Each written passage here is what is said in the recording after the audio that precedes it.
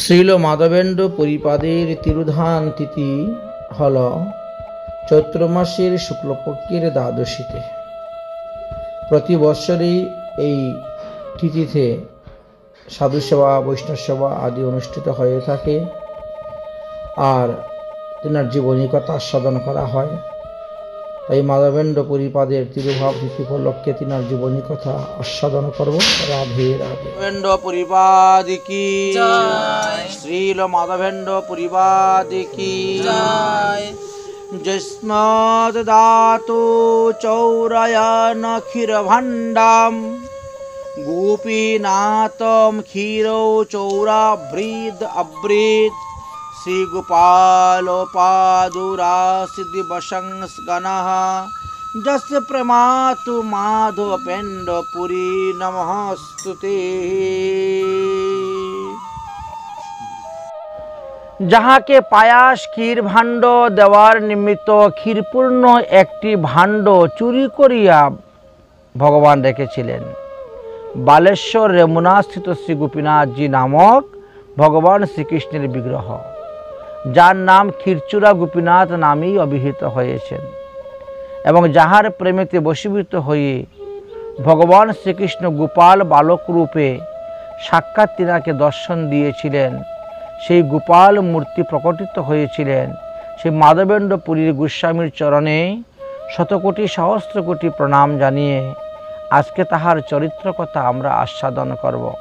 কারণ এই তিথিতে তিনি নিত্যধামে গমন করেছিলেন। তাহলে মাধবেন্দ্র পুরী কে ছিলেন? কলিযুগ পাবন অবতার শ্রী শ্রী গৌরাঙ্গ মহাপ্রভুর প্রিয় পার্ষদ ছিলেন। মহাপ্রভুর গুরুদেবের গুরুদেব পরম গুরুদেব ছিলেন। জাগতিক জগতে যদি আমরা বিচার করি তাহলে দেখা যাবে তিনি পরম গুরুদেব ছিলেন।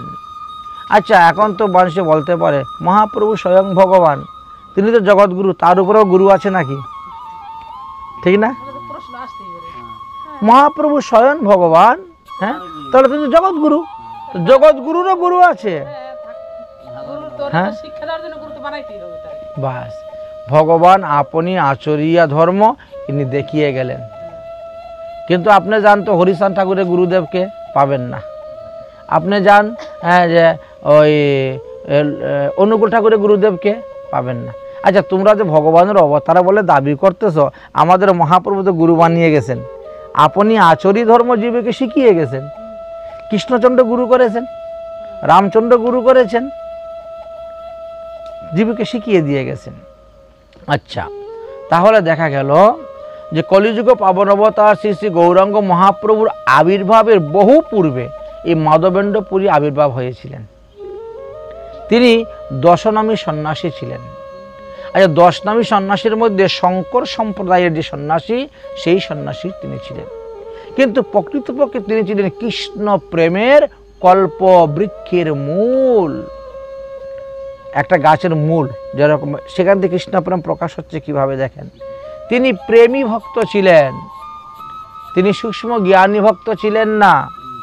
এখন যে সমস্ত সন্ন্যাসীরা বলে অহম ব্রহ্মস্মি, আমি ব্রহ্ম, একজন সন্ন্যাসী আরেকজনকে সন্ন্যাসীকে দেখে বলে ওম নমো নারায়ণ, মানে উনিও নারায়ণ ইনিও নারায়ণ, সন্ন্যাস গ্রহণ করলেই চতুর্ভুজ নারায়ণ হয়ে যাওয়া যায়, অহম ব্রহ্মস্মি।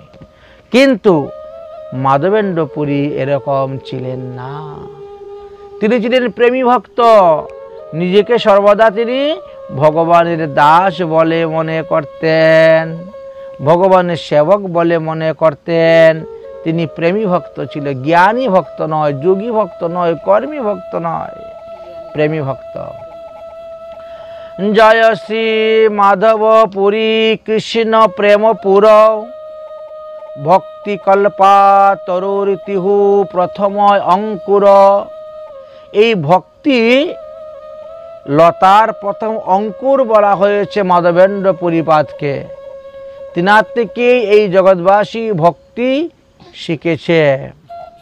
ভক্তিটাকে বলা হয়েছে কি চক্ষু, ভক্তিটাকে বলা হয়েছে চক্ষু, আর জ্ঞানটাকে বলা হয়েছে দর্পণ। আয়না, জ্ঞানটাকে দর্পণ বলা হয়েছে আর ভক্তিকে বলা হয়েছে চক্ষু। আচ্ছা, যেই ব্যক্তির চক্ষু নাই তার সামনে দর্পণ রাখলে কোনো লাভ হবে? তাই যার ভক্তি নাই তার জ্ঞানে কোনো কাজ হবে না। জ্ঞানের দ্বারা ভগবানকে পাওয়া যাবে, দেখতে পাবে না, দেখবে একমাত্র ভক্তির দ্বারাই।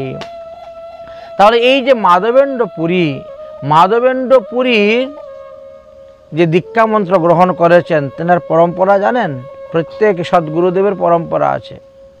স্বয়ং নারায়ণ মন্ত্র দিয়েছেন ব্রহ্মাকে, ব্রহ্মা মন্ত্র দিয়েছেন নারদকে, নারদ মন্ত্র দিয়েছেন ব্যাসদেবকে, ব্যাসদেব মন্ত্র দিয়েছেন মাধবাচার্যকে, মাধবাচার্য মন্ত্র দিয়েছেন পদ্মনাভাকে, পদ্মনাভা মন্ত্র দিয়েছেন নরহরিকে, নরহরি মন্ত্র দিয়েছেন মাধবকে, মাধব মন্ত্র দিয়েছেন অভ্যক্ষ, অভ্যক্ষ মন্ত্র দিয়েছেন জয়তীর্থকে, এবং জয়তীর্থ মন্ত্র নিয়েছেন জ্ঞানসিন্ধু, জ্ঞানসিন্ধু থেকে মন্ত্র নিয়েছেন দয়ানিধি, দয়ানিধি থেকে মন্ত্র নিয়েছেন বিদ্যানিধি, বিদ্যানিধি থেকে মন্ত্র নিয়েছেন শ্রী রাজেন্দ্র, রাজেন্দ্র থেকে মন্ত্র নিয়েছেন জয়ধর্ম, জয়ধর্ম থেকে মন্ত্র নিয়েছেন পুরুষোত্তম, পুরুষোত্তম থেকে মন্ত্র পেয়েছেন ব্রাহ্মণ্য, ব্রাহ্মণ্য থেকে মন্ত্র নিয়েছেন ব্যাসতীর্থ, ব্যাসতীর্থ থেকে মন্ত্র পেয়েছেন লক্ষ্মীপতি, আর লক্ষ্মীপতি থেকে মন্ত্র পেয়েছেন মাধবেন্দ্র পুরী। দেখেছেন গুরু পরম্পরা কিভাবে আসছে? মাধবেন্দ্র পুরী শিষ্য হলেন ঈশ্বরপুরী, আর ঈশ্বরপুরী শিষ্য মহাপ্রভু, কলিযুগ পাবন অবতার শ্রী শ্রী গৌরাঙ্গ মহাপ্রভু। দেখেন কিভাবে গুরু পরম্পরা আসতেছে। যার গুরু পরম্পরা নেই, এইভাবে তিনি সদ্গুরু পদবাচ্য নয়, সম্প্রদায়ের অন্তর্ভুক্ত নয়। এইভাবে গুরু পরম্পরা অনুসারে দেখেন মহাপ্রভুর মন্ত্র পেয়েছেন। অতএব মহাপ্রভুর পরম গুরুদেব হলেন, মহাপ্রভুর পরম গুরুদেব হলেন মাধবেন্দ্র পুরী। বলে জগৎগুরু কল্পতরু, তার উপরে গুরু নাই, মহাপ্রভুর গুরু কেন ভারতী গোসাই। বলে না লোকে, জগৎগুরু কল্পতরু, তার উপরে গুরু নাই, তবে মহাপ্রভুর গুরু কেন ভারতী গোসাই। কারণটা কি? আপনি আচরি ধর্ম জীবের শিখায়, আপনি না আচরিলে শেখানো না যায়। নিজে আচরণ করে ভগবান শিখিয়ে দিয়ে যাচ্ছেন, তোমরা এইভাবে করো তবেই কল্যাণ হবে। দেখেছেন? এই জন্য মহাপ্রভু নিজে আচরণ করে শিখিয়ে দিয়ে গেলেন। গুরু পরম্পরা অনুসারে ভজন করতে হবে। আচ্ছা, মাধবেন্দ্র পুরী যে কত সালে আবির্ভাব হয়েছিলেন সেটা কিন্তু স্পষ্টভাবে কোথায় উল্লেখে নেই। অনুমান করে, প্রমাণ করে অনেকে লিখেছেন। হ্যাঁ, যতভাবে প্রত্যেক প্রমাণিকভাবে পাওয়া যায় না ইনি কত সালে আবির্ভাব হয়েছিলেন। কেউ কেউ বলেন যে শ্রী মাধবেন্দ্র পুরীপাদ গোস্বামী তিনি শ্রীহট্টের পূর্ণিপাট গ্রামে জন্মগ্রহণ করেছিলেন এবং আজ অবধি তিনার সেই ভিটামাটিটা আছে। আচ্ছা, পরবর্তী সময়ে তিনি নদিয়ায় গিয়েছিলেন এবং চাকদা থানার অন্তর্গত বিষ্ণুপুর গ্রামের 1 কিলোমিটার উত্তরে এক ঘন জঙ্গলের মধ্যে তিনি কুটিয়া নির্মাণ করে বাস করতেন, ভজন করতেন এবং তিনি বিবাহ করেছিলেন। তিনার এক পুত্র নাম ছিল বিষ্ণু এবং সেই পুত্রের নাম অনুসারে আজ অবধি সেই গ্রামের নাম বিষ্ণুপুর নামে পরিচিত। বাংলাদেশের শ্রীহট্টে এখনো মাধবেন্দ্র পুরীর ভিটামাটির আছে। পনাতীর্থ থেকে একটুক দূরে, পনাতীর্থ থেকে একটু দূরেই দেখা যায়। তবে মাধবেন্দ্র পুরীপাদ সুদীর্ঘ কাল সময়ই তিনি ধরাতলে অবস্থান করেছিলেন এবং প্রেম ভক্তি বিতরণ করেছিলেন। তিনি পরিব্রাজক, সর্বদাই পায়ে হেঁটে ভ্রমণ করতেন, তীর্থ ভ্রমণ করতেন। তিনি পরিব্রাজক রূপে ভারতের সর্বত্র পরিভ্রমণ করেছেন বা সম্পূর্ণ ভারতবর্ষ পরিক্রমা করেছেন, সমস্ত তীর্থ ভ্রমণ করেছেন। তিনি বহু লোককেও কৃপা করেছেন এবং তার কৃপা পাত্রগণের মধ্যে বলছেন অনেকের নাম সেখানে উল্লেখ করে গিয়েছেন এবং তার মধ্যে মুখ্য কিছু ভক্তদের কথাও বর্ণন করে গিয়েছেন। তিনার প্রধান প্রধান ভক্তদের মধ্যে কিছু কিছু মুখ্য ভক্তের কথা আলোচনা করে গিয়েছেন। যেমন ধরেন অদ্বৈত আচার্য, আমাদের যে পঞ্চতত্ত্বের মধ্যে অদ্বৈত প্রভু, তিনি মাধবেন্দ্র পুরীরই শিষ্য। আচ্ছা, মহাপ্রভুর গুরুদেব ঈশ্বরপুরী, তিনি মাধবেন্দ্র পুরীর শিষ্য। আমাদের পুণ্ডরিক বিদ্যানিধি চট্টগ্রামের, তিনিও এই মাধবেন্দ্র পুরীরই শিষ্য। পরমানন্দ পুরী, রঙ্গপুরী, ব্রহ্মানন্দ পুরী, কৃষ্ণানন্দ পুরী, রামচন্দ্র পুরী, সুখানন্দ পুরী, এইভাবে অনেক নাম পাওয়া যায় চৈতন্য ভাগবতে। মাধবেন্দ্র পুরী প্রেমময় কলেবর। মাধবেন্দ্র পুরীর দেহটা একেবারে প্রেমের দ্বারা তৈরি হয়েছে বলে মনে হয়, যেভাবে আমাদের নরোত্তম দাস ঠাকুর মহাশয়ের দেহটা প্রেমের দ্বারা তৈরি হয়েছে।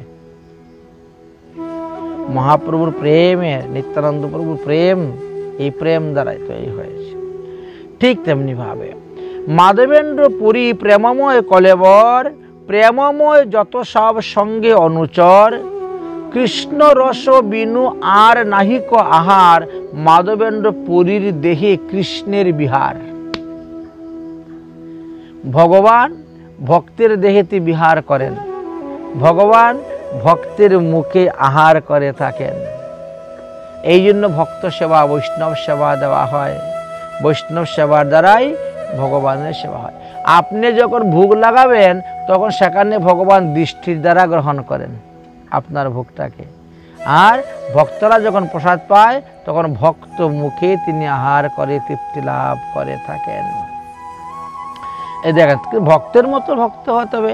এই যে মাধবেন্দ্র পুরী, মাধবেন্দ্র পুরীর দেহেতে সর্বদা কৃষ্ণর বিহার করতেন, অর্থাৎ মাধবেন্দ্র পুরী গমনে ভগবানের গমন, মাধবেন্দ্র পুরীর ভোজনে ভগবানের ভোজন, মাধবেন্দ্র পুরীর শয়নে ভগবানের শয়ন।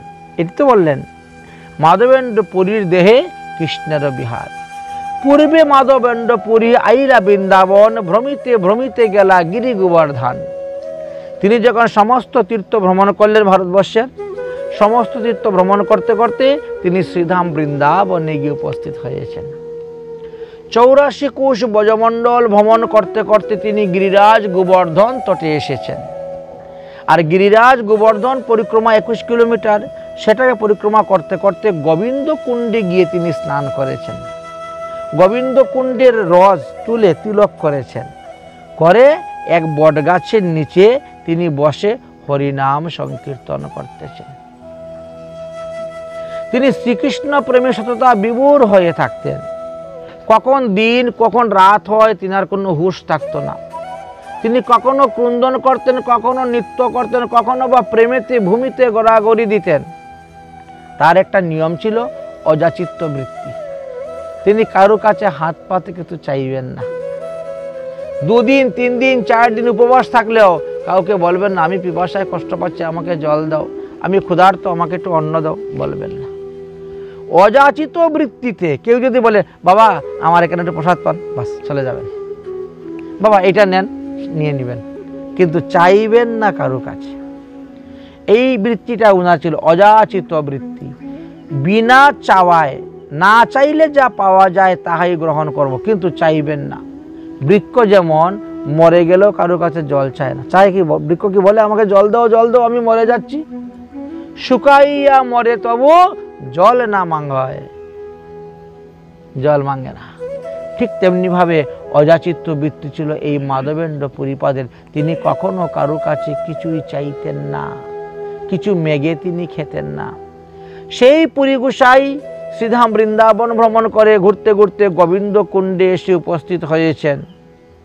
যদি বর্তমানে কেউ যাও তাহলে আনুর গোবিন্দ কুণ্ডে শ্রীনাথজি মন্দিরে দেখতে পাবেন সেই বৃক্ষটা। সেই বৃক্ষতলে মাধবেন্দ্র পুরী বসেছিলেন, আর বসে তিনি হরিনাম সংকীর্তন করিতেছেন। ভক্তবৎসল ভগবান তিনি দেখলেন যে হা হা আমার ভক্তটা উপবাস আছে, আমার এই শ্রীধাম বৃন্দাবনের নিয়ম আছে 3 দিনের বেশি কেউ উপবাস থাকতে পারবে না। 3 দিনের বেশি কেউ উপবাস থাকেও না। তার আগেই ভগবান তার খাওয়ার ব্যবস্থা করে দেন। ভগবান স্বয়ং নিজে গিয়ে খাবার দেন। এই যে গীতাতে বলছেন বহাম্যহম, আমি নিজে বহন করে ভক্তের খাবার পৌঁছিয়ে দেই। দদাম্যহম নাই, কোনো ভক্তের নিকটে পাঠাই না, নিজে বহন করে নিয়ে যাই। প্রমাণ মাধবেন্দ্র পুরী, চিন্তামণি নাগা বাবার প্রমাণ। এবার ভ্রমণ করতে করতে সেখানে এসে বসেছেন। আচ্ছা, এবার কি হয়েছে? চিন্তামণি না বাবারে সেই রকম হয়েছিল। পরিক্রমা করে যাচ্ছেন আর গাছের কাঁটার মধ্যে জটা লেগে গেছে। জটা তো ছুটাতে পারেন না। ওই 3 দিন এক পায়ে দাঁড়িয়ে ভোজন করেছেন। ভগবান শ্রীকৃষ্ণ আসলে মাথার জটা ছুটিয়ে দিতে রাধারানী খাবার নিয়ে আসলেন, মুখে তুলে খাওয়াচ্ছেন। এই হলো ভজন। ভগবান সর্বদা প্রস্তুত ভক্তের সেবা করার জন্য। এবার কি হলো? এবার কি হয়েছে?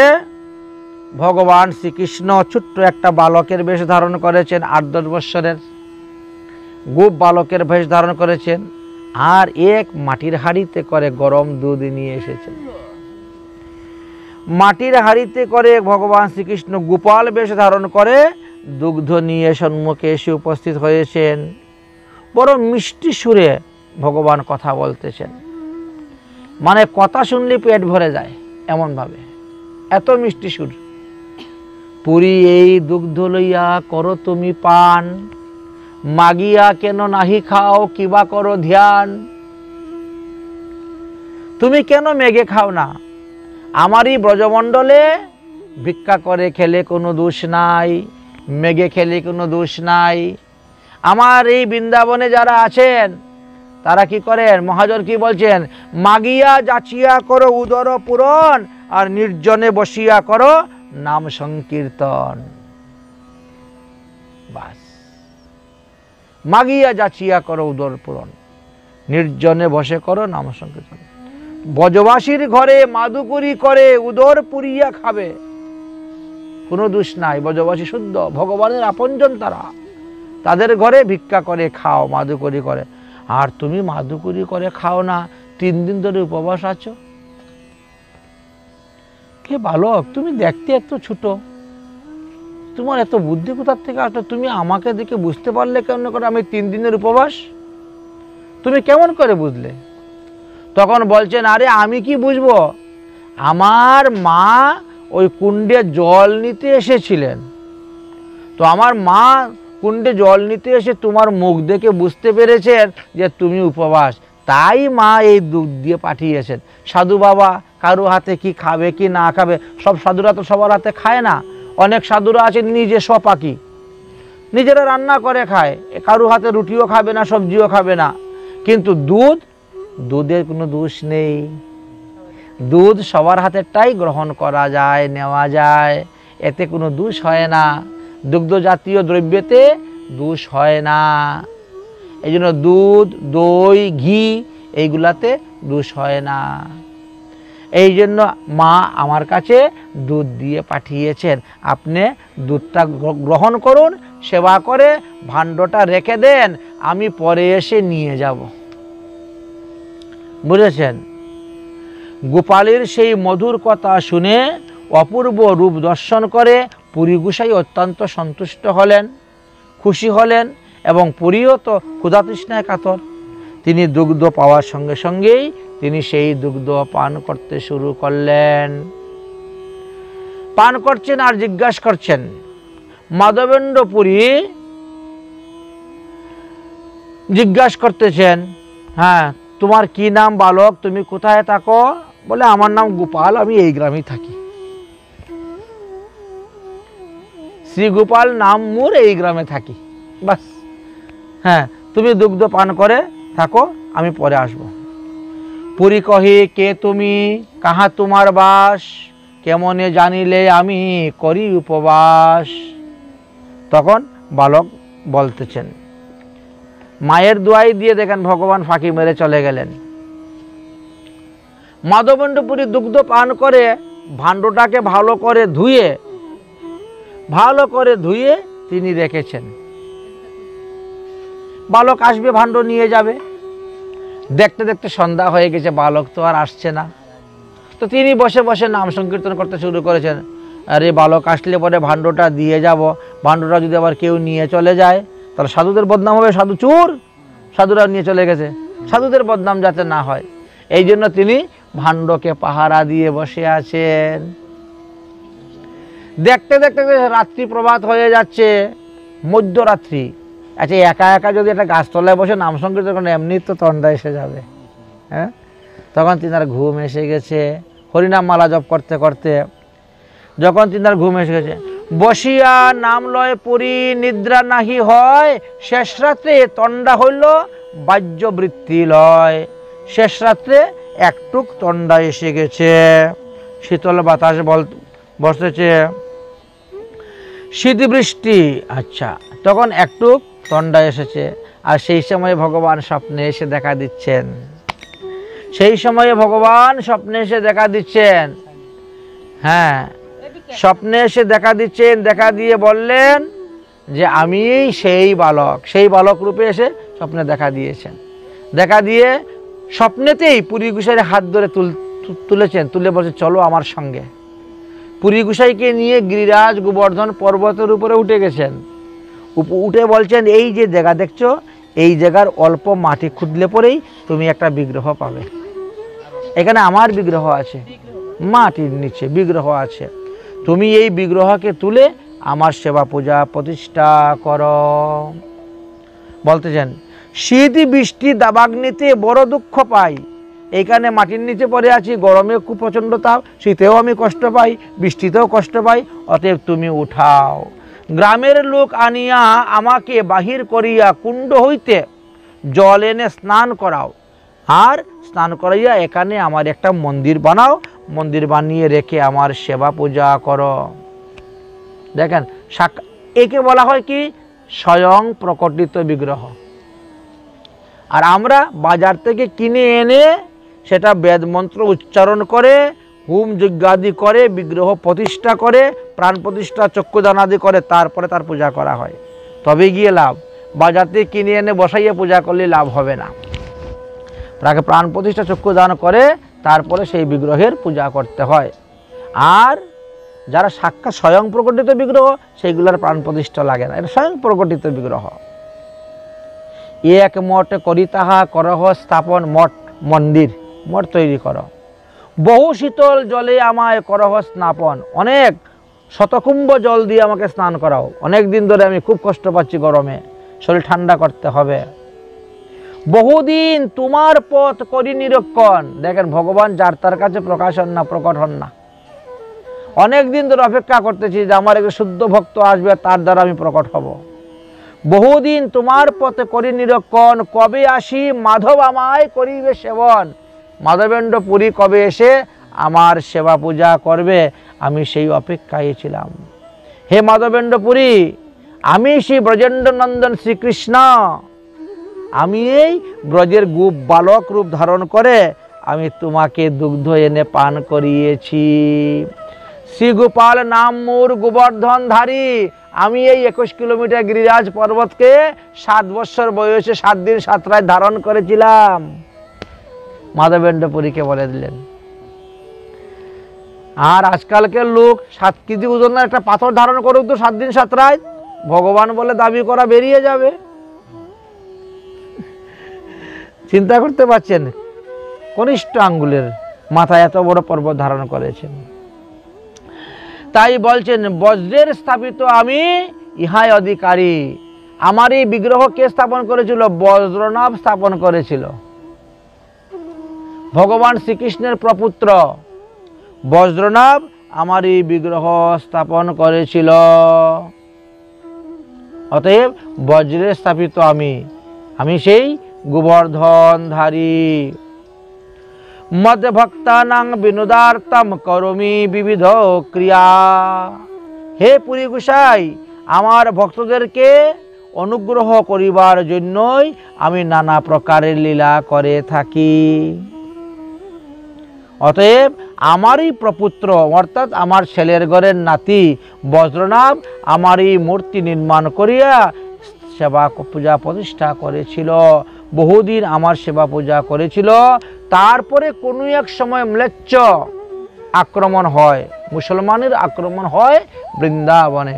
সেই মুসলমান বিগ্রহ স্পর্শ করা নিষিদ্ধ, তারা স্পর্শ করলে সেই বিগ্রহ থেকে মূর্তি ভগবান অদর্শন হয়ে চলে যান, আর সেখানে থাকেন না মূর্তি।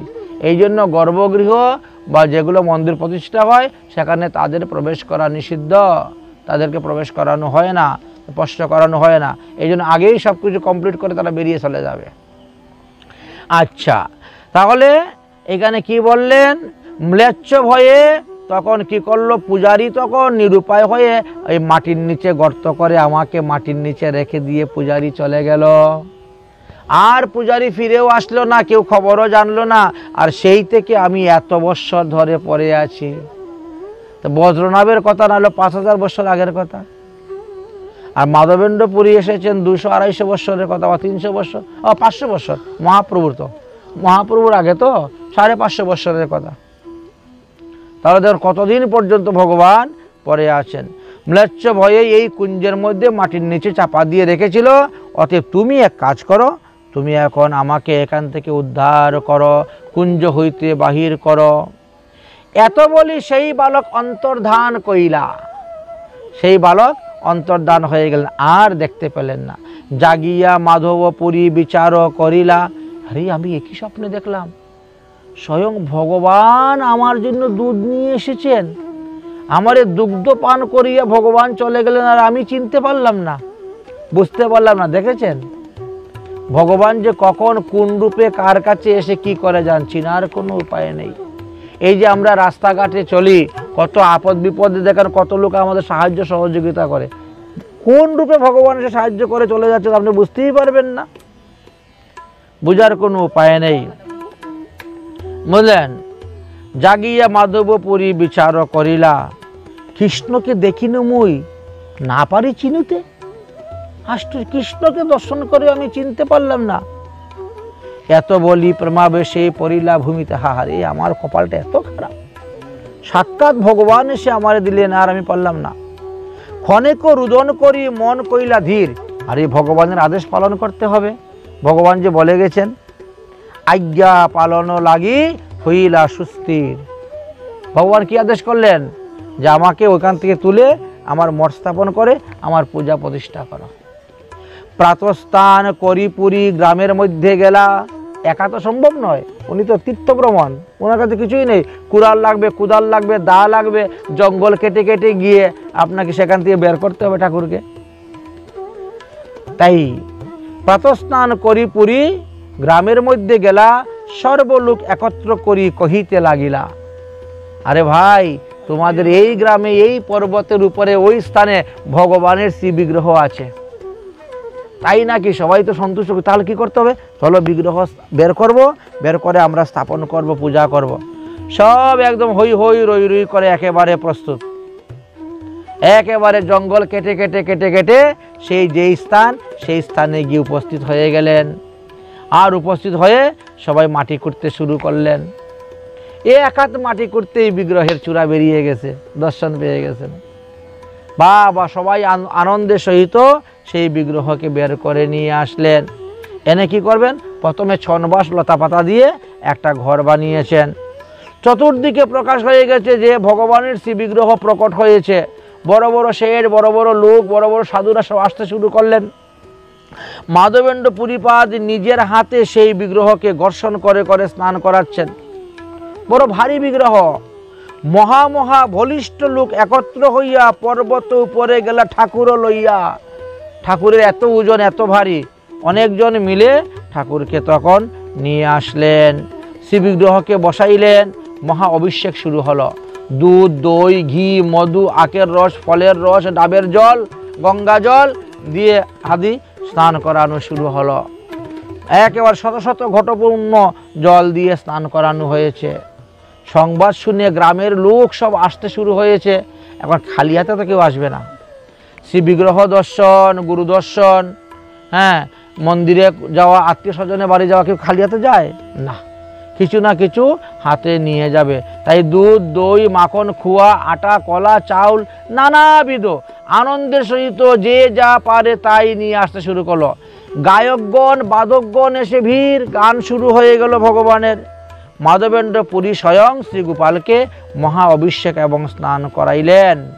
তারপরে তুলসাদি পুষ্প বস্ত্র আইল অনেক আপনে মাদন পুণ্ডি করেন অভিষেক।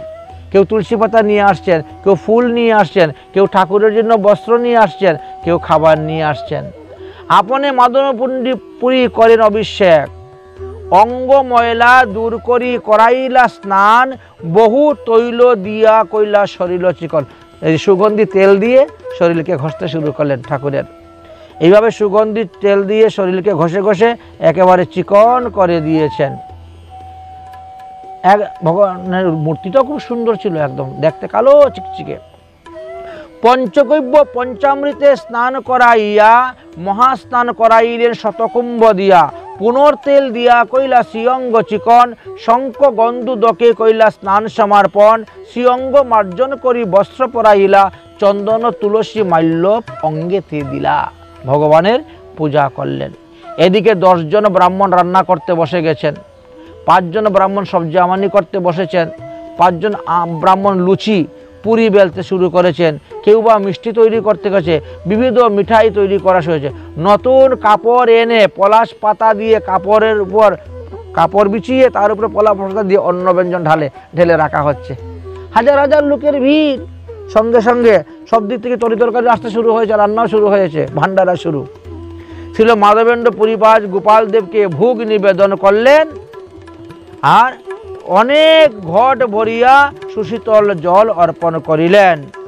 বহুদিনের ক্ষুদায় গোপাল খাইল সকল।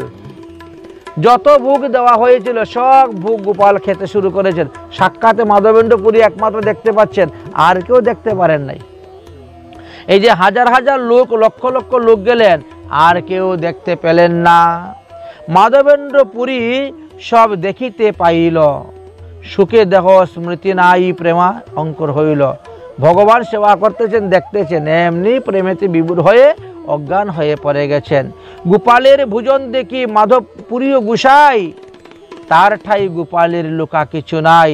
অদ্যপিও গোপালের সব অন্ন ব্যঞ্জন খাইল, তার হস্ত স্পর্শে অন্নপূর্ণ তৈচে হইল। ভগবান সেবা গ্রহণ করলেন।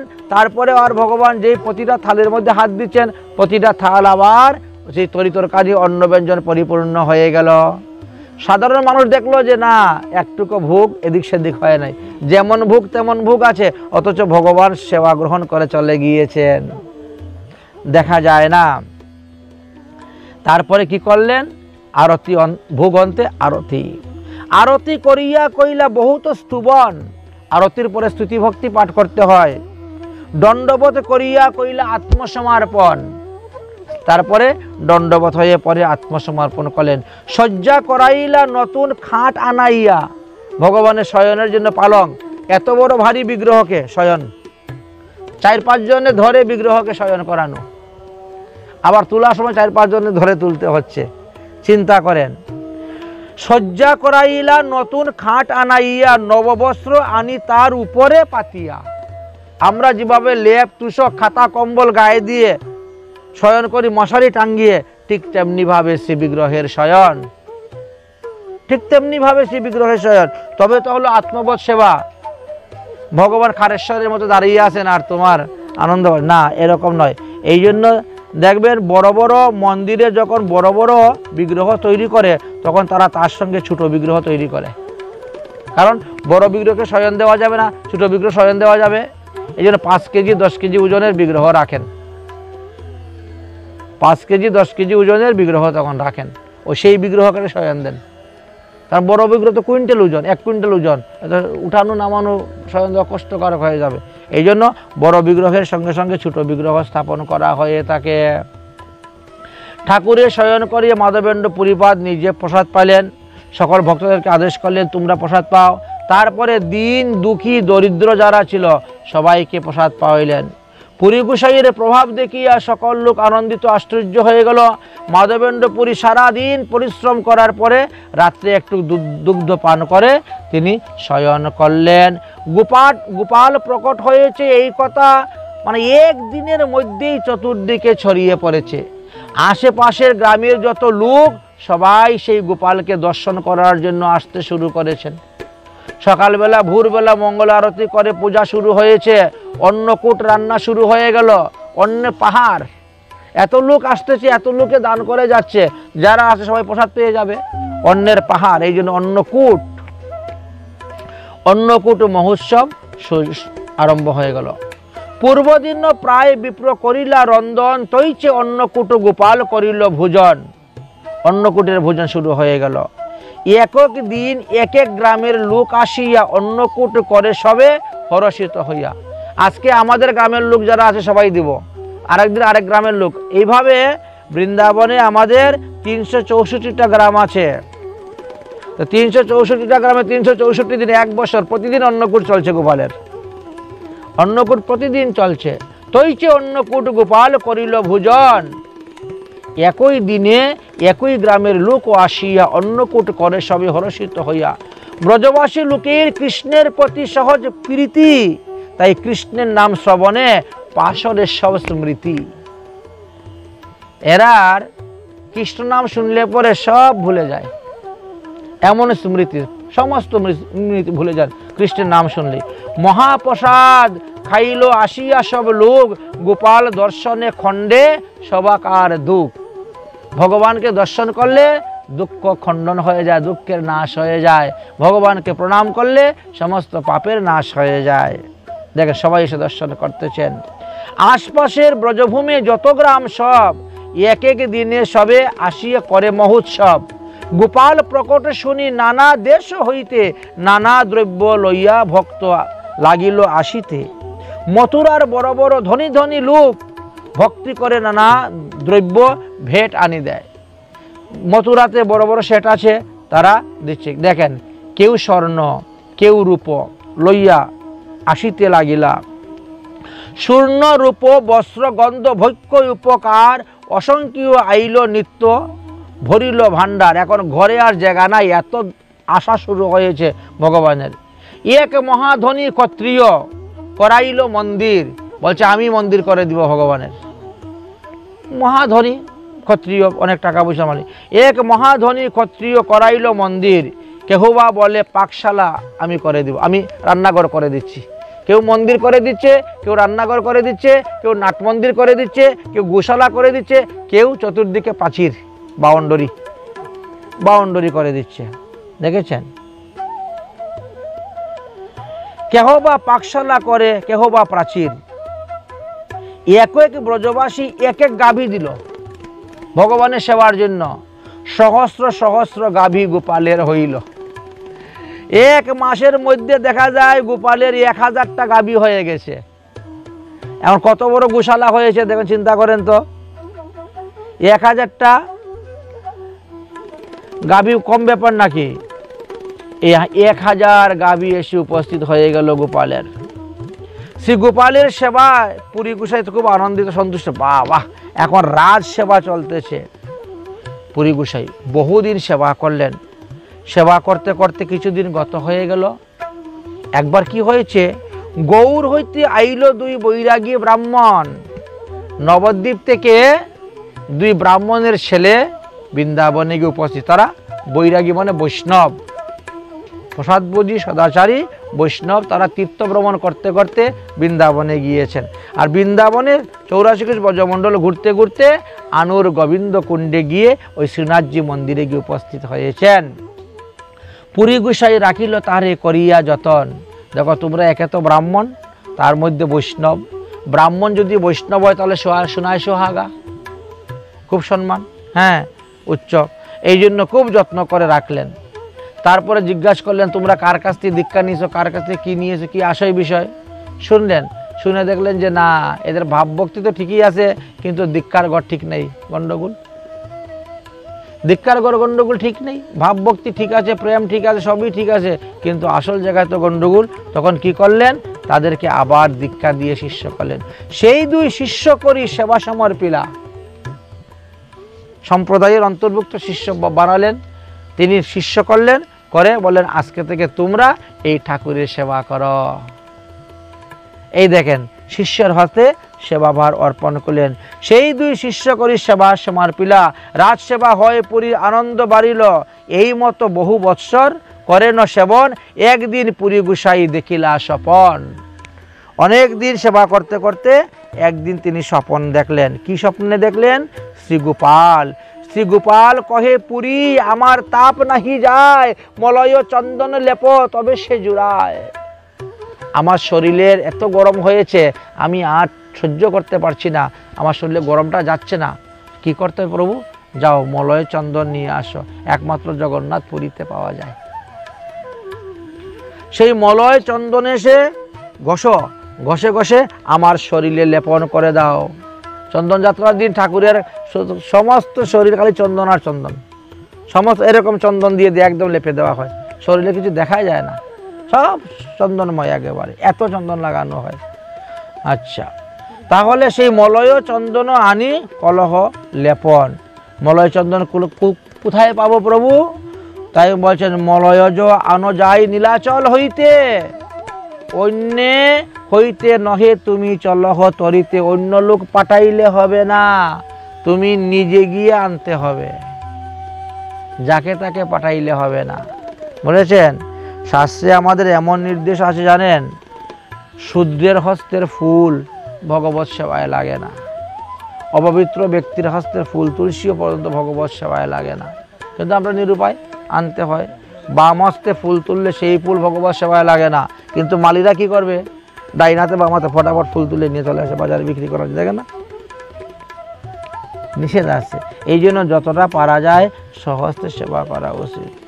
গোপাল কহিলেন পুরী তুমি করহ প্রয়াণ, যাও তুমি যাও, সেবা তো ওরা করতেছে। স্বপ্ন ভেঙে গেল। স্বপ্ন দেখি পুরী গোসাই হইলা প্রেমাবেশ, প্রভুর আজ্ঞা পালিবারে চলিলা পূর্বদেশ। নীলাচল জগন্নাথপুরী পূর্বদেশ, তাহলে পূর্বে হলো জগন্নাথপুরী, দক্ষিণে সেতুবন্ধু রামেশ্বর, পশ্চিমে দ্বারকা আর উত্তরে বদ্রীনাথ। এই ভারতবর্ষের চারদিকে চার ধাম, বুঝেছেন? ভারতবর্ষের চারদিকে চার ধাম। সেতুবন্ধু রামেশ্বরে ভগবান স্নান করেন, দ্বারকাতে গিয়ে বেশভূষা পরিধান করেন, জগন্নাথপুরীতে গিয়ে প্রসাদ গ্রহণ করেন, আর বদ্রীনাথে গিয়ে শয়ন করেন। প্রতিদিন চার ধাম পরিক্রমা হচ্ছে ভারতবর্ষ। এমন পুণ্যস্থান ভারতবর্ষ পৃথিবীর মধ্যে, ভগবানের যত অবতার দেখে সব ভারতবর্ষ, বলেছেন এই জন্য। আচ্ছা, তাই তিনি রওনা হলেন। মাধবেন্দ্র পুরী সেই দুই শিষ্যের উপর সেবাভার অর্পণ করে তিনি রওনা হয়েছেন। রাস্তা চলছেন, চলতে চলতে তিনি নবদ্বীপে এসে উপস্থিত হয়েছেন। বৃন্দাবন থেকে পায়ে হেঁটে নবদ্বীপ 1400 কিলোমিটার, দেখেন নবদ্বীপে এসে উপস্থিত। শান্তিপুরে আইলা অদ্বৈত আচার্যের ঘরে, পুরীর প্রেমে দেখি আচার্য আনন্দ অন্তরে। এই দেখেন এসে উপস্থিত হলেন। তখন অদ্বৈত আচার্য প্রভু বলছেন যে দেখেন আমি একটা বিগ্রহ স্থাপন করতে চাই। কি? মদন মোহন বিগ্রহ, মদন গোপাল বিগ্রহ। ঠিক আছে, নিয়ে আসো। তখন এই অদ্বৈত প্রভু বাজার থেকে একটা বিগ্রহ নিয়ে আসলেন, আর মাধবেন্দ্র পরিবার সেই বিগ্রহ স্থাপন করে দিয়ে গেছেন। আমরা শান্তিপুরে গিয়ে বড় গোসাইয়ের বাড়িতে যে বিগ্রহ দেখি, এটা মাধবেন্দ্র পরিবারদের প্রতিষ্ঠিত বিগ্রহ, দেখেছেন? তাই সেখানে বিগ্রহ স্থাপন করলেন, করে নীলাচলের দিকে রওনা হলেন। কারণ নবদ্বীপ থেকে নীলাচল 550 কিলোমিটার, আর বৃন্দাবন হলো এখান থেকে 1400 কিলোমিটার। 550 আর 1400 ওটা 1900, 1950 ওটা 2000 কিলোমিটার। আমরা যে নীলাচল থেকে যদি কেউ পায়ে হেঁটে বৃন্দাবন আসে, 2000 কিলোমিটার হাঁটতে হবে, পায়ে হেঁটে আসা হয়ে থাকে। শান্তিপুরে আইলা অদ্বৈত প্রভুর গৃহে বাস, ঠিক আছে, সেখানে হলো। এইবার বিগ্রহ প্রতিষ্ঠা করে তিনি রেমুনাতে রওনা হলেন। রেমুনাতে রওনা হলেন, নীলাচলের দিকে যাত্রা করলেন। ক্রমে ক্রমে বালেশ্বর রেমুনা গিয়ে উপস্থিত হলেন। রেমুনাতে কইল গোপীনাথ দর্শন, তার রূপ দেখি প্রমাবিষ্টে হইল মন। রেমুনাতে এখানে গোপীনাথ বিগ্রহ আছে ভগবানের, সেই গোপীনাথ বিগ্রহকে তিনি দর্শন করতে শুরু করলেন। খুব প্রেমের আনন্দে, মনের আনন্দে দর্শন করলেন, করে খুব দণ্ডবোধ প্রণাম স্তুতি ভক্তি নিত্য গান করলেন। করার পরে এখানে জিজ্ঞেস করলেন যে আমরা গোপীনাথের কীভাবে কি সেবা পূজা হয়, কি আসলে বিষয় জিজ্ঞাসা করলেন। সেবা পূজা তো তারাও বলছেন যে হ্যাঁ, আমাদের গোপীনাথের ক্ষীর ভোগ একটা প্রসিদ্ধ। গোপীনাথের ক্ষীর সমস্ত বিশ্বের মধ্যে শ্রেষ্ঠ। এই ক্ষীর 5 দিন 7 দিন থাকলেও পচে না, নষ্ট হয় না। আমরা যদি দুধ আজকে গরম করে রাখেন, কালকে গরম না করলে ফেটে যাবে না, নষ্ট হয়ে যাবে, কিন্তু ওখানে হয় না নষ্ট। ওই দুধ ওই ক্ষীর আপনি কুল্লার মধ্যে করে নিয়ে চলে আসেন, 5-7 দিন 10 দিন থাকলেও নষ্ট হয় না, এত গরমের মধ্যে। এমন মহিমা, সমস্ত বিশ্বের মধ্যে প্রসিদ্ধ এই ক্ষীর। শ্রীগোপালের সেবা দেখি পুরীর মনে বড় আনন্দ হইল, তিনি কিছুদিন সেখানে থাকলেন। আচ্ছা, কিছুদিন সেখানে তিনি থাকলেন, আর থেকে তিনি মনের আনন্দে পূজা করতে শুরু করলেন, অবস্থান করলেন। তো জিজ্ঞাসা করতেছেন আপনারা, এই যে ক্ষীরের মাহাত্ম্য কথা যখন শুনলেন, তখন মনে মনে তিনার ইচ্ছা হলো, আচ্ছা ক্ষীরটা খেতে কীরকম স্বাদ, যদি একটু প্রসাদ পেতাম তাহলে আস্বাদন করে আমিও সেইভাবে ক্ষীর বানিয়ে আমার গোপালকে দিতাম। না খেলে তো বোঝা যাবে না এর স্বাদটা কীরকম, খেলে পরে বোঝা যাবে তার স্বাদ কীরকম, তখন আমি সেইভাবে তৈরি করব। তৈরি করতে গিয়ে যেটা কম হবে সেটা দিব, দিয়ে আবার দেখব, আবার দিব, আবার দেখব, তখন ওই রকমই সেম টু সেম হয়ে যাবে। তারা যখন বলছেন যে এইখানের অলৌকিক কৃষ্ণ প্রসাদ, অলৌকিক কৃষ্ণ প্রসাদ, এই প্রসাদের এতই মহিমা, সন্ধ্যায় ভোগ লাগে ক্ষীর অমৃত কেলি নাম, দ্বাদশ মৃত ভাণ্ড ভরি অমৃত সমান। 12টা মাটির পাত্র ভোগ দেওয়া হয় সন্ধ্যার সময়, এই অমৃত কেলি, এই ক্ষীর ভোগ দেওয়া হয়। সমস্ত পূজার কথা শুনলেন, সব কিছু শুনলেন, কিন্তু এই একটা কথাই তিনার মনের মধ্যে লাগলো, গোপীনাথের ক্ষীর করি প্রসিদ্ধ যাহা, পৃথিবীতে ওইছে ভোগ কাহা নাহি আর। এই ভোগ কোথায় পাওয়া যায় না। মনে মনে তিনার মনে ভোগ ইচ্ছা হয়ে গেল, যদি একটু প্রসাদ পেতাম, এই ক্ষীর প্রসাদটা যদি একটু পেতাম তাহলে বুঝতে পারতাম কীরকম স্বাদ, আর আমিও সেই রকম তৈরি করে আমার ঠাকুরকে দিতাম। কিছুক্ষণ পরেই মনে মনে ধিক্কার, নিজের গালে নিজে চর খাচ্ছেন। আরে আমার না অযাচিত বৃত্তি, আমি কারো কাছে কিছু চাইব না, মনে মনে চাইল তো হয়ে গেল চাওয়া, আমার অপরাধ হয়ে গেল, পাপ হয়ে গেল। দণ্ডবোধ প্রণাম দিয়ে উঠে চলে গেছেন। গিয়ে দেখেন হাটে কোনো লোকজন নেই, হাট ভেঙে গেছে। এক বট গাছের নিচে বসে আছেন, কালকে সকালবেলা যাব, এখান থেকে অন্যত্র চলে যাব। এদিকে পূজারি ভোগ লাগিয়েছে। ভগবান কি করেছেন, একটা ভোগ চুরি করে রেখে দিয়েছেন। স্বয়ং আমার ভক্তর অভিলাষ ক্ষীর খাওয়ার, এই জন্য দেখেন একটা ভোগ এনে পায়ের নিচে রেখে দিয়ে কাপড় দিয়ে ঢেকে রেখে দিয়েছে। পূজারি তো এসে তাড়াহুড়া করে বাস ভোগ টুক সরিয়ে ডেকা ডেকা মুছে ঠাকুর শয়ন দিয়ে চলে গেছে। মধ্যরাত্রে পূজারীকে স্বপ্নে দেখাচ্ছেন, পূজারি তুমি উঠো, তুমি তাড়াতাড়ি আমার মন্দিরে যাও, গিয়ে মন্দির খুলো, আমার এক ভক্তর লাগি আমি ক্ষীর চুরি করে রেখে দিয়েছি, বুঝেছেন? তুমি সেই ভক্তকে নিয়ে ক্ষীর দিয়ে দাও, তার নাম মাধবেন্দ্র পুরী।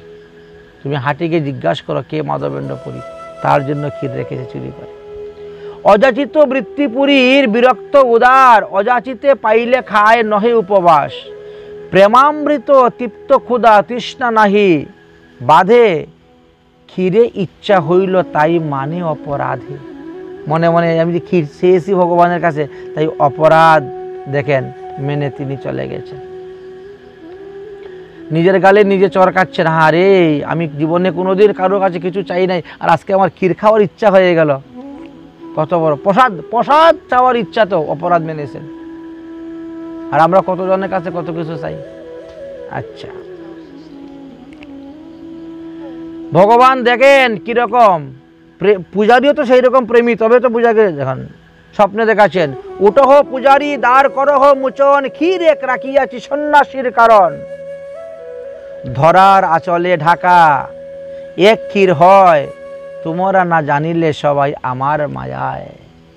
পূজারিও জানতে পারলো না ভগবানের এমন মায়া, আমার মায়ায়। মাধবপুরী সন্ন্যাসী আছে হাটেতে বসিয়া, তাহাকে তুই এই ক্ষীর শীঘ্রই দেহ লিয়া গিয়া যাও। আদেশ দেখেছেন? স্নান করি কপাট খুলি মুক্ত কইল দ্বার, ধরার আঁচলের তলে পাইল ক্ষীর ভার। পূজারী স্বপ্নে যেমন দেখেছেন ঠিক তেমনি ভাবে সঙ্গে সঙ্গে সেই ক্ষীর মাথার মধ্যে নিয়ে তিনি রওনা হয়েছেন। হাটের মধ্যে মাধবেন্দ্রপুরী কে আছেন? হাটের মধ্যে মাধবেন্দ্রপুরী কে আছেন? ডাকতে শুরু করেছে, ক্ষীর লইয়া এই নাম যার মাধবপুরী, তোমার লাগি গোপীনাথ ক্ষীর করলেন চুরি। কে মাধবপুরী? কে মাধবপুরী? তখন বলছেন, কেন বাবা, আমার নামই তো মাধবপুরী। এই নেন বাবা, তোমার জন্য ভগবান ক্ষীর চুরি করেছেন। দেখেছেন? ক্ষীর লইয়া সুখে তুমি করহ ভক্ষণ, তোমা সহ ভাগ্যবান নাহি ত্রিভুবন। ভক্তের জন্য ভগবান চুরি করেন, ভক্তকে সেবা দেওয়ার জন্য। চিন্তা করতে পারছেন? তোমা সহ ভাগ্যবান নাহি ত্রিভুবন। এত শুনি পুরী গোসাই দিলা পরিচয়, ক্ষীর লইয়া পুরী গোসাই দণ্ডবোধ করিল। সেই প্রসাদ নিয়ে প্রণাম করতেছেন, দণ্ডবোধ করলেন। ক্ষীরের বৃত্তান্ত তাহে কহিলা পূজারী, শুনি প্রেমাবৃষ্ট হইলেন মাধবেন্দ্রপুরী। প্রেম দেখি সেবক কহে হইয়া নিশ্চয়, কৃষ্ণের ইহার বশ হয় সুনিশ্চয়। হে পূজারী বাবা, তোমার কি বলে, হে মাধবেন্দ্রপুরী, তোমাকে ছাড়ব না, তুমি তো কৃষ্ণকে বশ করে দিয়েছ। তুমি চলো আমার মন্দিরে থাকবে। তোমার আগে তো চিনতে পারে নাই। আমরা এই যে মানুষ বিগ্রহ দর্শন করতে, ঠাকুর দর্শন করতে, আমরা কি কাউকে চিনি? কারোর সঙ্গে সদ্ব্যবহার করি, আরো কত খারাপ ব্যবহার করি। আচ্ছা দেখেন, বাবা তুমি তো কৃষ্ণকে বশ করে দিয়েছ, কৃষ্ণ তোমার জন্য ক্ষীর চুরি করেছেন, তুমি চলো বাবা আমার মন্দিরে থাকবে। আমার মন্দিরে এরকম ভক্ত সেবা করা তো ধন্য, এই জন্য আমার মন্দিরে থাকবে। কৃষ্ণ তোমার বশ হয়ে গেছেন, এই জন্য কৃষ্ণের ইহার বশ হয় সুনিশ্চয়। এত বলি নমস্কারী গেলা সেই ব্রাহ্মণ, আবেশে মাধবপুরী করিলেন সেই ক্ষীর ভক্ষণ। এই মাধবেন্দ্রপুরী সেই ক্ষীর তিনি ভক্ষণ করলেন। তারপর পুরী গোসাই সেই ভাণ্ডটাকে ভালো করে ধুয়ে মুছে তারপরে এটাকে ভেঙ্গে টুকরো টুকরো করলেন, আর ভেঙ্গে টুকরো টুকরো করে কাপড়ের আঁচলের মধ্যে বেঁধেছেন, বেঁধে কাঁধে নিলেন। চিন্তা করলেন এখানে থাকলে হবে না, এখানে থাকলে কালকে সকালে লোকের ভিড় হয়ে যাবে, ওরে এর জন্য ভগবান ক্ষীর চুরি করেছেন, আর কি থাকতে পারে।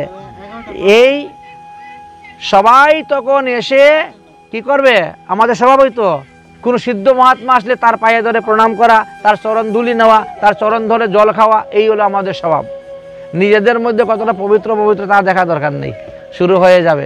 মাধবেন্দ্রপুরী চিন্তা করলেন এখানে থাকা যাবে না, কালকে সকালে যেই মাত্র শুনবে আর সেই শুরু হয়ে যাবে, অতএব এইখানে আর থাকা যাবে না। মাধবেন্দ্রপুরীর সঙ্গে সঙ্গেই সেই রাত্রি হাটে পালানো, হাট থেকে পালিয়েছেন যাতে সকালবেলা কেউ এসে এই উৎপাত না করে। প্রতিষ্ঠার ভয়ে পুরী গেলা পলাইয়া, আর আমরা প্রতিষ্ঠার জন্য দৌড়ি। মান যশ প্রতিষ্ঠা শকুরের বিষ্ঠার সমতুল্য অপবিত্র। এই জন্য যারা প্রকৃত সাধু তারা মান চায় না, যশ চায় না, প্রতিষ্ঠা চায় না, প্রতিষ্ঠা চাবে না, হ্যাঁ এরা চায় না। এই দেখেন এই ভয়ে রাত্রি শেষে চলিলা পুরী গোসাই সেই স্থানে গোপীনাথকে দণ্ডবোধ করি। আর দ্বিতীয়বার গোপীনাথের মঙ্গল আরতি দেখতেও যান নাই, দণ্ডবোধ করতেও যান নাই। কেন? ভয়ে। কারণ ওখানে দণ্ডবোধ করতে গেলেই পূজারী বলবে দেখো ইনার জন্য ক্ষীর চুরি করেছেন ভগবান, তখন তো আরম্ভ হয়ে যাবে, ধরাধরি কুলাকুলি গলাগলি শুরু হয়ে যাবে। হ্যাঁ, এই প্রতিষ্ঠার ভয়ে তিনি আর ভগবানকে কি উল্টা দণ্ডবোধ করতে, সেখানে থেকেই ওখানে জয় গোপীনাথ বলে মাটির মধ্যে প্রণাম দিয়ে চলে গেছেন। বাস্তবে নিয়ম তো এটাই, বুঝছেন। আর আমাদের কি, ওই মাথায় থাকলে ওইখান থেকে এসে পায়ে ধরে প্রণাম করবে, এইখানে এসে প্রণাম করবে, ওখান থেকে প্রণাম করলেও কিন্তু কৃপা হয়ে যায়, তো স্বভাব খারাপ হয়ে গেছে করে করে। হ্যাঁ বলুন।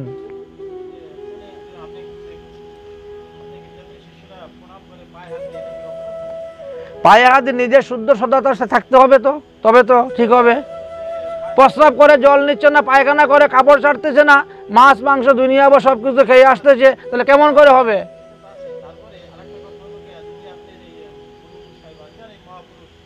হ্যাঁ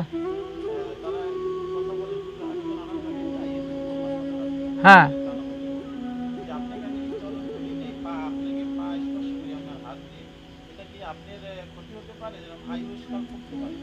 না, আয়ুষ্কাল কমে না, ভজন কমে, ভজন শক্তি কমে যায়, আয়ু কমে না। হ্যাঁ, ভজন শক্তিটা কমে যায়। হ্যাঁ, কারণ যে ডুবে আছে সে চাইবে তোমাকেও ডুবাইয়া মারি। এই যে কুমির দেখেন না, কুমির জলের নিচে থাকে, তো আপনি যখন যাবেন কুমির কিন্তু আপনাকে কামড় দিয়ে ডাঙ্গায় নিয়ে যাবে না। ও কেন? আমি জলের নিচে ডুবে থাকি, তোমারও ডুবিয়ে মারবো, ও জলের নিচেই মরবে। এই অবস্থা। এই জন্যই করা হয়। করার কারণটা হলো এটাই, কারণ বর্তমানে লোকে সদাচার কম, তো প্রস্রাব করে জল নিচ্ছে না, পায়খানা করে কাপড় ছাড়তেছে না, তারপরে মৎস্য মাংস আদি আমিষ দ্রব্য আদি ভক্ষণ করে, গাড়ি ঘোড়া কত রকমভাবে আসা, হসপিটাল থেকে বিভিন্ন জায়গা থেকে আসা হচ্ছে। পবিত্রতা নাই যে তুমি একজন লোক ঠাকুর সেবা করবে, পূজা করবে, তাকে চরণে ধরে প্রণাম করবা, তাকে স্পর্শ করবা, তো তাকে তুমি অপবিত্র, তাকে অপবিত্র করতে যাচ্ছ। দূর থেকে প্রণাম করলেও কৃপা পেয়ে যাবে, কৃপা পাওয়া যাবে। আবার চরণে ধরলে যদি তিনি দুঃখ পায় তাহলে লাভ হবে না। মাধবেন্দ্র পুরী সেই স্থানে প্রণাম করেই তিনি পালিয়েছেন। আমার আর দরকার নেই এখানে, মানযশ প্রতিষ্ঠা দ্বারা চায় না। প্রতিষ্ঠার স্বভাবই এই জগতে বিধিত, যে না বাঞ্চে তার হয় বিধাতা নির্মিত। প্রতিষ্ঠা তো পিছনে পিছনে ছুটে যায়, পিছনে ছুটতে থাকে। কিছু কিছু শিষ্য আছে, তারাও গুরুদেবকে একবার ভগবান মনে করে কি না কি করতে শুরু করে দেয়, বুঝেছেন? শাস্ত্রের থেকে বাইরে আরম্ভ করে দেয় ওরা। হ্যাঁ, দোষের কিছু নাই, কিন্তু গুরুদেব তো ভগবান নন।